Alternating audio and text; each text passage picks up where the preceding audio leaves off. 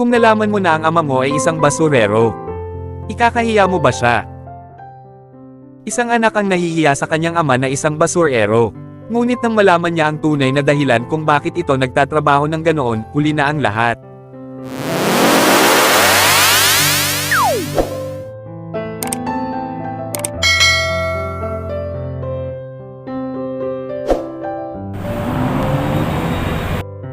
Sa isang maliit na barangay, may isang ama na araw-araw nangongolekta ng basura. Ginagawa niya ang lahat para lang mapag-aral ang kanyang anak.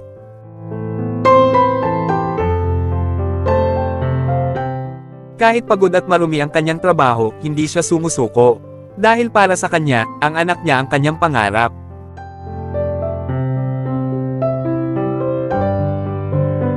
Ngunit habang lumalaki ang anak, unti-unti siyang nagbago. Nahiya siya sa trabaho ng kanyang ama.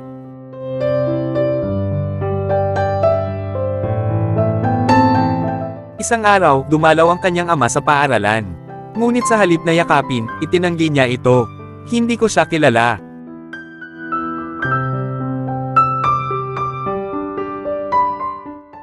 Sa isang iglap parang gumuho ang mundo ng ama.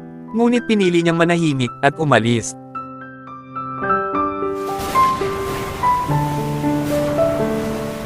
Lumipas ang ilang araw, isang balita ang dumating. Ang ama ay naaksidente habang nagtatrabaho.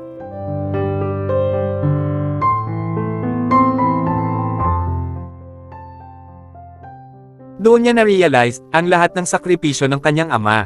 Ngunit huli na ang lahat. Patawad.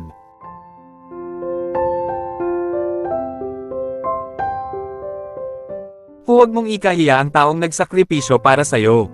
Dahil darating ang araw, baka huli na ang lahat.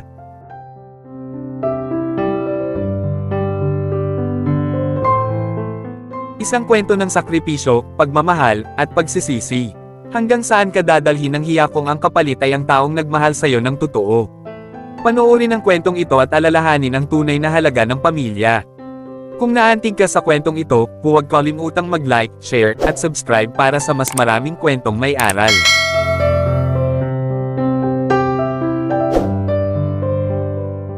Kung ikaw ang nasa sitwasyon, ikakahiya mo ba ang iyong ama? O ipagmamalaki mo siya? Comment down below. Gusto kong malaman ang opinyon ninyo. Panoorin pa ang iba pang mga kwentong may malalim na aral.